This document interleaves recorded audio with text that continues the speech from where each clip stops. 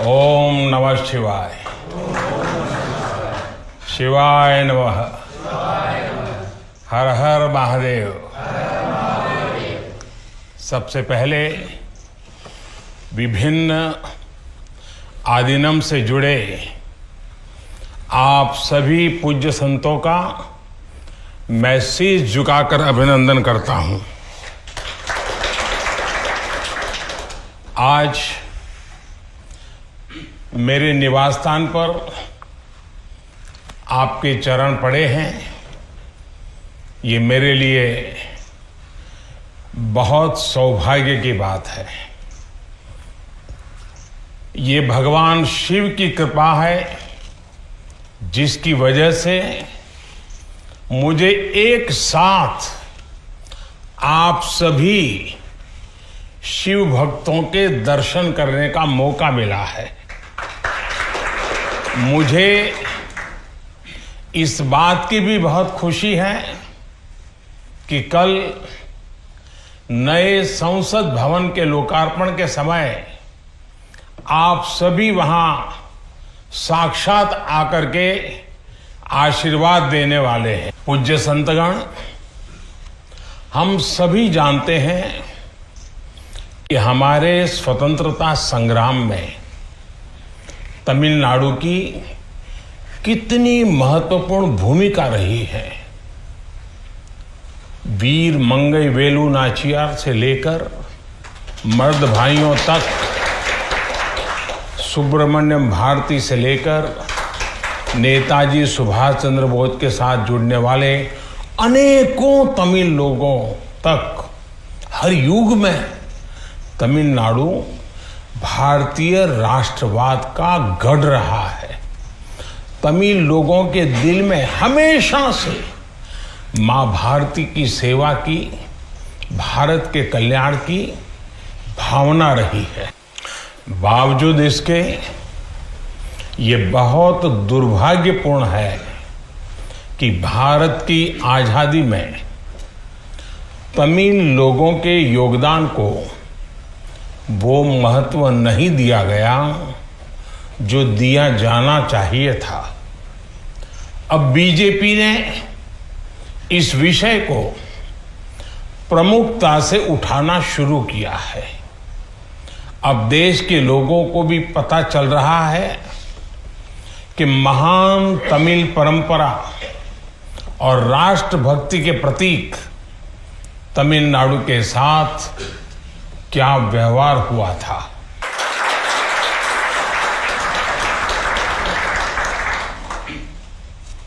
जब आजादी का समय आया तब सत्ता के हस्तांतरण के प्रतीक को लेकर प्रश्न उठा था। इसके लिए हमारे देश में अलग अलग परंपराएं रही हैं, अलग अलग रीति रिवाज भी रहे हैं, लेकिन उस समय राजा जी और आदिनम के मार्गदर्शन में हमें अपनी प्राचीन तमिल संस्कृति से एक पुण्य मार्ग मिला था। ये मार्ग था सेंगोल के माध्यम से सत्ता हस्तांतरण का। तमिल परंपरा में शासन चलाने वाले को सेंगोल दिया जाता था। सेंगोल इस बात का प्रतीक था कि उसे धारण करने वाले व्यक्ति पर देश के कल्याण की जिम्मेदारी है और वो कभी कर्तव्य के मार्ग से विचलित नहीं होगा। सत्ता हस्तांतरण के प्रतीक के तौर पर तब 1947 में 1947 में पवित्र तिरुवावड़ुतुरई आदिनम द्वारा एक विशेष सेंगोल तैयार किया गया था। आज उस दौर की तस्वीरें हमें याद दिला रही हैं कि तमिल संस्कृति और आधुनिक लोकतंत्र के रूप में भारत की नियति के बीच कितना भावुक और आत्मीय संबंध रहा है। आज उन गहरे संबंधों की गाथा इतिहास के दबे हुए पन्नों से बाहर निकलकर एक बार फिर जीवंत हो उठी है।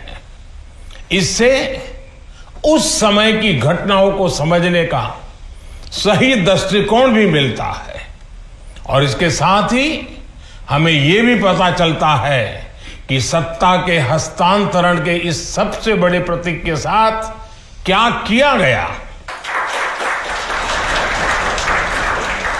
मेरे देशवासियों, आज मैं राजा जी और विभिन्न आदीनम की दूरदर्शिता को भी विशेष तौर पर नमन करूंगा। आदीनम के एक सेंगोल ने भारत को सैकड़ों वर्षों की गुलामी के हर प्रतीक से मुक्ति दिलाने की शुरुआत कर दी थी।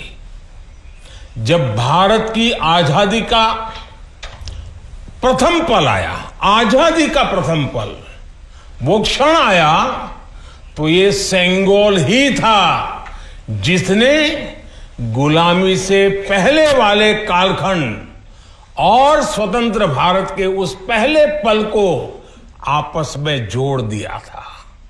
इसलिए इस पवित्र सेंगोल का महत्व सिर्फ इतना ही नहीं है कि ये 1947 में हस्तांतरण का प्रतीक बना था। इस सेंगोल का महत्व इसलिए भी है क्योंकि इसने गुलामी के पहले वाले गौरवशाली भारत से, उसकी परंपराओं से स्वतंत्र भारत के भविष्य को कनेक्ट कर दिया था। अच्छा होता कि आजादी के बाद इस पूज्य सेंगोल को पर्याप्त मान सम्मान दिया जाता, इसे गौरवमय स्थान दिया जाता, लेकिन ये सेंगोल प्रयागराज में आनंद भवन में वॉकिंग स्टिक यानी पैदल चलने पर सहारा देने वाली छड़ी कहकर प्रदर्शनी के लिए रख दिया गया था। आपका ये सेवक और हमारी सरकार अब उस सेंगोल को आनंद भवन से निकाल कर लाई है। आज आजादी के उस प्रथम पल को नए संसद भवन में सेंगोल की स्थापना के समय हमें फिर से पुनर्जीवित करने का मौका मिला है। लोकतंत्र के मंदिर में आज सेंगोल को उसका उचित स्थान मिल रहा है। मुझे खुशी है कि अब भारत की महान परंपरा के प्रतीक उसी सेंगोल को नए संसद भवन में स्थापित किया जाएगा। ये सेंगोल इस बात की याद दिलाता रहेगा कि हमें कर्तव्य पथ पर चलना है, जनता जनार्दन के प्रति जवाबदेह बने रहना है। पूज्य संतगण, आदीनम की महान प्रेरक परंपरा साक्षात सात्विक ऊर्जा का प्रतीक है। आप सभी संत शैव परंपरा के अनुयायी हैं।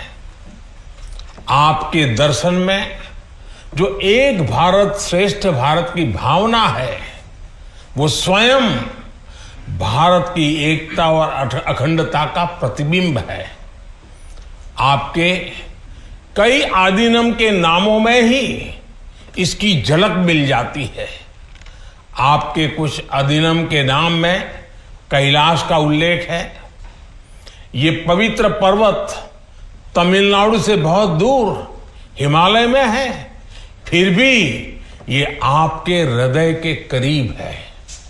शैव सिद्धांत के प्रसिद्ध संतों में से एक तिरुमूलर के बारे में कहा जाता है कि वो कैलाश पर्वत से शिव भक्ति का प्रसार करने के लिए तमिलनाडु आए थे। आज भी उनकी रचना तिरुमंदिरम के श्लोकों का पाठ भगवान शिव की स्मृति में किया जाता है। अपर, समंदर, सुंदरर और माणिका वासगर जैसे कई महान संतों ने उज्जैन, केदारनाथ और गौरीकुंड का उल्लेख किया है। जनता जनार्दन के आशीर्वाद से आज मैं महादेव की नगरी काशी का सांसद हूं, तो आपको काशी की भी बात बताऊंगा। धर्मपुरम आदीनम के स्वामी कुमार गुरुपरा तमिलनाडु से काशी गए थे। उन्होंने बनारस के केदार घाट पर केदारेश्वर मंदिर की स्थापना की थी। तमिलनाडु के तिरुपन्नदारु में काशी मठ का नाम भी काशी पर रखा गया है। इस मठ के बारे में एक दिलचस्प जानकारी भी मुझे पता चली है। कहा जाता है कि तिरुपन्नदारु का काशी मठ तीर्थ यात्रियों को बैंकिंग सेवाएं उपलब्ध कराता था। कोई तीर्थ यात्री तमिलनाडु के काशी मठ में पैसे जमा करने के बाद काशी में प्रमाण पत्र दिखाकर वो पैसे निकाल सकता था। इस तरह शैव सिद्धांत के अनुयायियों ने सिर्फ शिव भक्ति का प्रसार ही नहीं किया, बल्कि हमें एक दूसरे के करीब लाने का कार्य भी किया। पूज्य संतगण, सैकड़ों वर्षों की गुलामी के बाद भी तमिलनाडु की संस्कृति आज भी जीवंत और समृद्ध है, तो इसमें आदीनम जैसी महान और दिव्य परंपरा की भी बड़ी भूमिका है। इस परंपरा को जीवित रखने का दायित्व संत जनों ने तो निभाया ही है, साथ ही इसका श्रेय पीड़ित, शोषित, वंचित सभी को जाता है कि उन्होंने इसकी रक्षा की, उसे आगे बढ़ाया। राष्ट्र के लिए योगदान के मामले में आपकी सभी संस्थाओं का इतिहास बहुत गौरवशाली रहा है। अब उस अतीत को आगे बढ़ाने, उससे प्रेरित होने और आने वाली पीढ़ियों के लिए काम करने का समय है।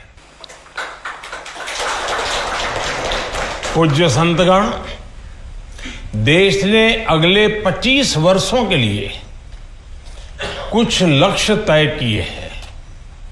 हमारा लक्ष्य है कि आजादी के 100 साल पूरे होने तक एक मजबूत, आत्मनिर्भर और समावेशी विकसित भारत का निर्माण हो।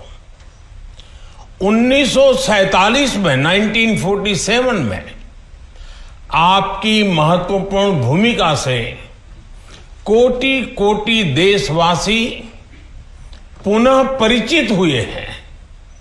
आज जब देश 2047 के बड़े लक्ष्यों को लेकर आगे बढ़ रहा है, तब आपकी भूमिका और महत्वपूर्ण हो गई है।